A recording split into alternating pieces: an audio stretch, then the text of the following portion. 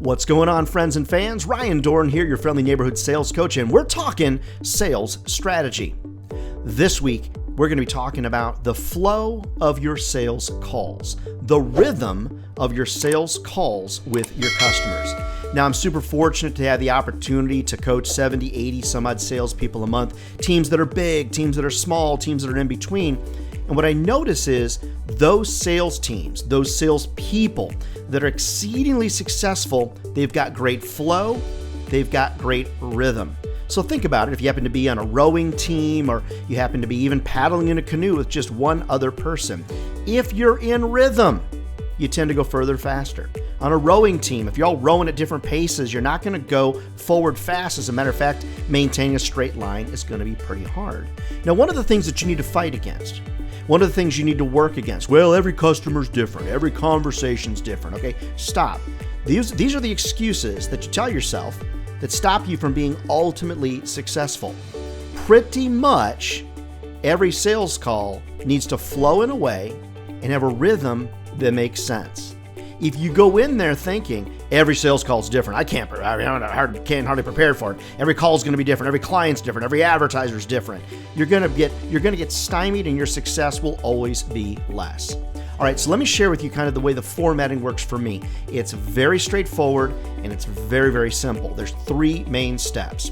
The first is I always start out with success stories. The top of every sales call, the top of every email that I send is always talking about the customers that I love, the customers we've been able to help. And if you've got case studies and success stories, make them emotional now, not all fact and stat driven. That's where I want to start. First thing out of the gate, prime that conversation for success by talking about how you've helped other businesses, people, companies be successful. The second thing is, as you've heard me talk about before, I never go to a meeting just to gather information, to leave the meeting to create a proposal. You are a leader. You are a guide. You are an advisor. Nobody knows your business better than you. So very rarely do I need to leave a meeting to create a proposal to go back to a person.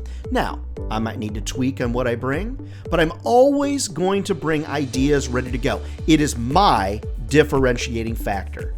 I even go so far as to say, I've come with some ideas for you. I've come with some pricing for you. I'd love to ask you some questions to see if what I brought is in alignment. But it's a differentiating factor. If you work with me, I'm ready to go.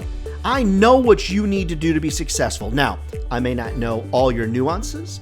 I might not know exactly what your goals and desires are, but I refuse to show up with nothing.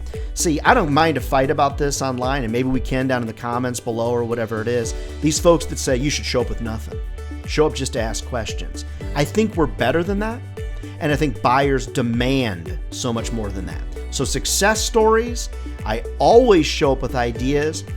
And the third thing is I'm always doing a 1 to 10 close. And the reason I'm doing a 1 to 10 close, well, let me tell you what it sounds like. It kind of sounds like this. It would be, Bonnie, great conversation today. Thank you so much for having this conversation with me. On a scale of 1 to 10, like 1, you're absolutely not interested. And 10, you're ready to give me your credit card today. Kind of where are you at? Now, she might say, I'm a 5. So then what I would do is guide her, say, so you're a 5, you're kind of on the fence, you're kind of 50-50. What could I do? What could I say? What will we need to do to get you to be more like a 6 or a 7? Let's say that she says, well, Ryan, I'll be honest with you, I'm kind of a 3. In my mind, sail over, I got to save this. So I would simply say, okay, Bonnie, what would I need to do? What would I need to say to kind of get you to be more of a 5? What could I do? Now, maybe there's nothing you can do. But if you don't ask a 1 to 10 question, if you don't test the waters, you could say, what would stop you from buying from us today? You could do that, but then it uses the word stop, and that's why I don't like that advice that people give on a very regular basis online, by the way. What would stop you from doing a decision with us today? What do you mean stop? Why do you want to stop the conversation? Flat out, it's just bad advice, and you know who you are that's giving that advice. Quit giving it. When you think about it, friends, the 1 to 10 close is super, super easy. It allows us to gauge the water, test the waters, and see where somebody's at. See, a lot of times the reason, friends, that you get ghosted, it doesn't happen a lot to me, but that a lot of you get ghosted is because you don't do a litmus test. You don't do a 1 to 10 close. You don't test the waters to see how that person feels. So you're leaving the meeting to create a proposal or whatever. You're leaving the meeting and you're like, man, I thought that went well, but you don't know if it went well because polite people that you meet with are usually not going to be honest with you. The politest people out there are not going to say, you know what, Ryan, I'm a 1, not interested. Instead, they'll say, Ryan, it was a good meeting. Thank you so much. Put a proposal together, give us some ideas, and, we'll run it up the flagpole and kind of see, what happens with it. They're about to ghost you because you didn't know where they are. Were they cold? Were they hot? Were they warm? Kind of where were they at? So the 3 main things I want you to consider doing: load that conversation with success stories. Prime that pump for success. The second is stop this whole idea of I can't create a proposal until I know what the customer needs. Come on. You know your industry. You know your pricing. You know what others have done to be successful. Come with something.